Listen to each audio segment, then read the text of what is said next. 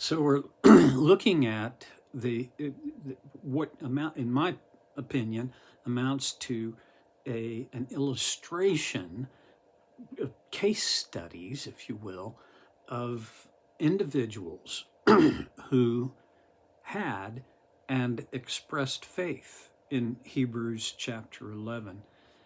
I had another thought about that verse 1 thing about faith is confidence in what we hope for and excuse me, assurance about what we do not see. This is not a new thought, and I'm sure it's not, not original with me, but I think faith always involves risk. In other words, if there's no risk involved, I don't think there can be any faith involved either. Does that make sense? So faith is confidence in what we hope for. So different people are different in this. I know I have a much higher, a lower threshold for risk than a lot of my friends do. I have a higher threshold for confidence. It takes more to make me confident. And there's a relationship between confidence and risk. The higher my level of confidence, then the higher my level of willingness to take a risk. There then is the assurance about things that we cannot see. Well, if you can't see it, then there's going to be a risk involved. There has to be. So my walk with God through Jesus, by His grace, on one level is all about risk. I can't walk with God, I can't follow Jesus without risk.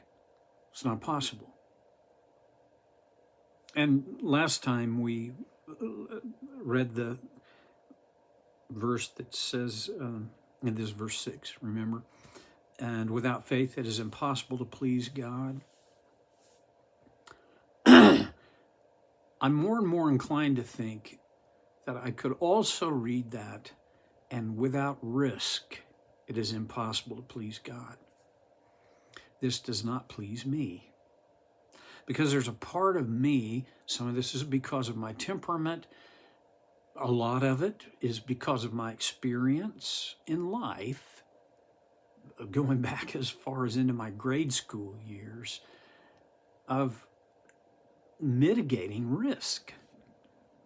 A lot of my life, a lot of my thoughts, a lot of my efforts go into trying to minimize the risk that I have to take. I don't think this is, I don't think it's a bad thing. I don't think it's a sin. I think it's my over-response to what I believe to be the most powerful and compelling of all my instincts. That's the instinct to survive. See, in order for me to follow God and to have this confidence in what I hope for and assurance about things that I can't see,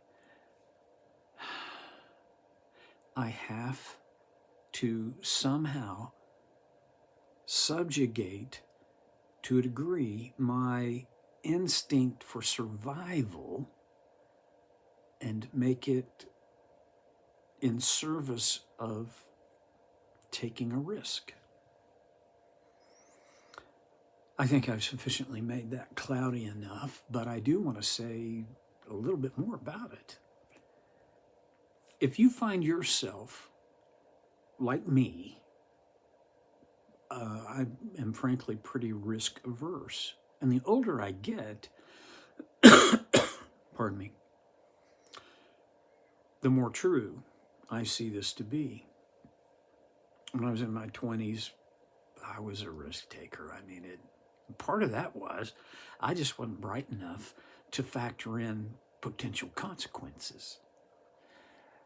In my 30s, I still would take risks, but not like when I was in my 20s. And then in my 40s and 50s, and now in my 70s, that thing about risk, I have become less and less willing to take the kind of risks that I would have before.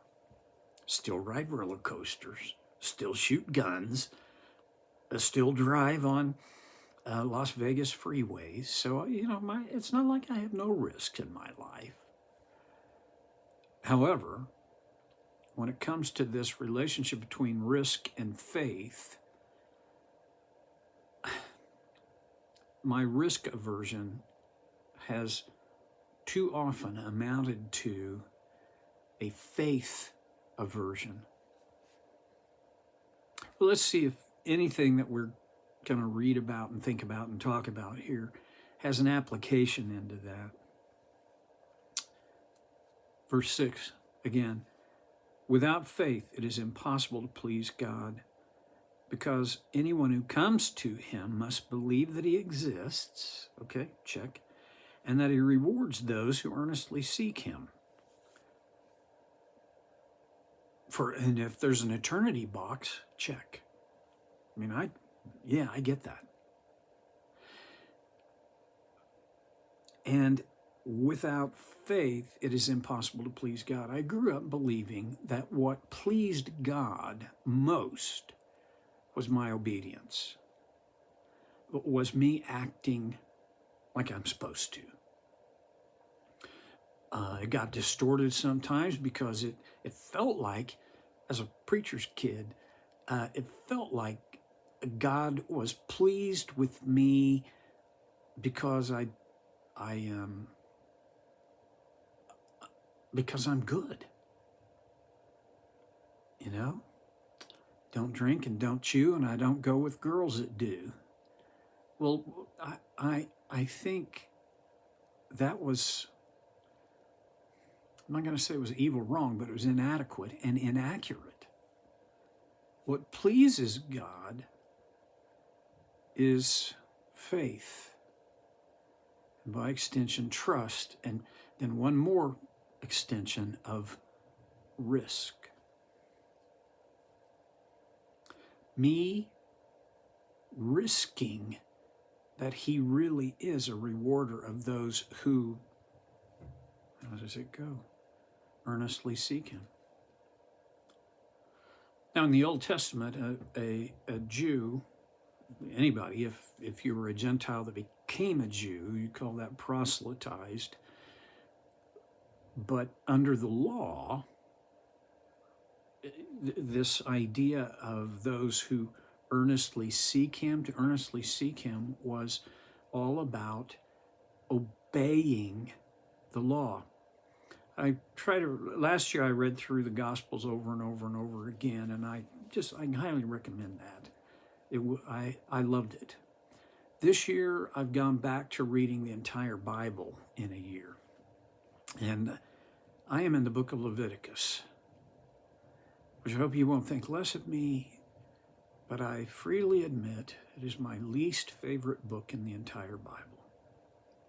It is nothing but labor for me to get through that book, because it's ticky-tack, law after law after. I suppose one of the things I realized years ago was I don't have to like Leviticus. If I'm going to read through the Bible, and I got to read Leviticus, one of the messages of the book of Leviticus for me is I have been set free from that. And I like that a lot. It's not because of, how bright I am, or has nothing to do with me, but everything to do with the grace of God. So for me, growing up believing that the way I pleased God was by strict obedience. And the extension from that was always try harder. And then there was this implied thing in parentheses, that's the best you can do? So here's the feeling that produced in me, which then gave rise to thinking. The feeling was, I am one horribly messed up, inadequate, stupid, I'm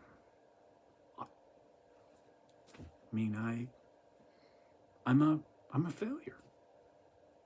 Well, you begin feeling that about yourself, and it won't take long if you continue to feel that before you begin developing thoughts about that, beliefs about that.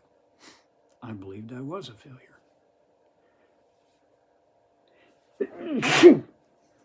And allergies didn't help that. I believed that since I'm a failure, I'm gonna fail.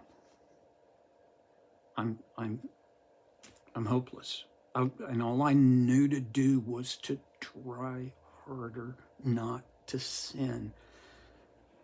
If you've ever been in that predicament, you know that trying harder to not sin will get you a little ways, but it won't get you home.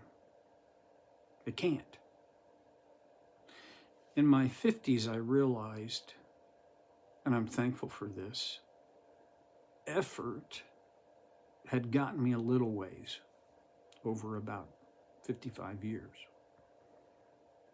But only one thing could get me home, and that was grace. So what I wonder, see what you think, and it is impossible to please God without faith, or without faith, it's impossible to please God is actually how it's framed, but I mean, it means the same. With what part of my faith is taking the risk to believe that grace is enough.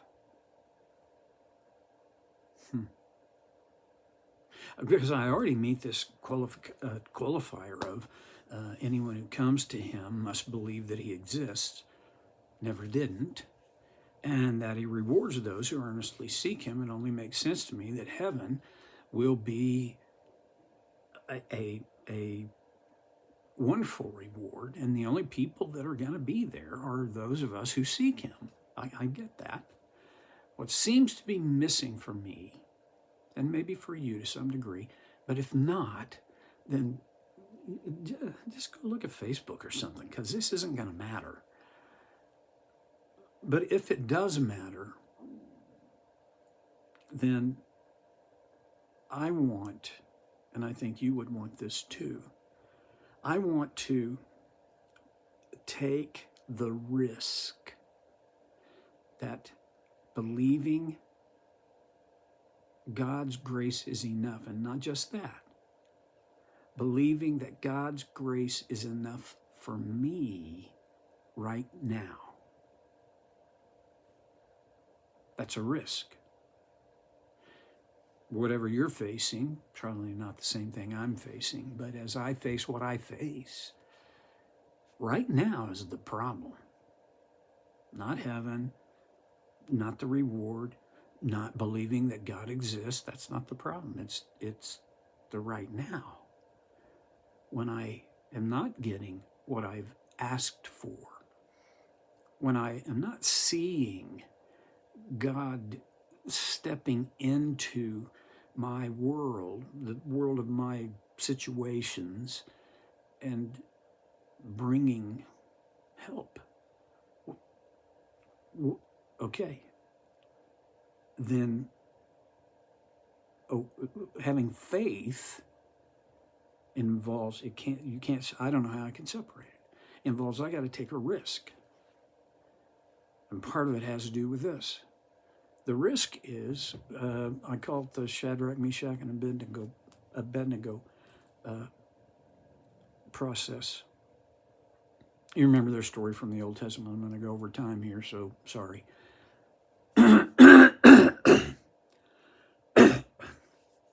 The king, under the influence of some very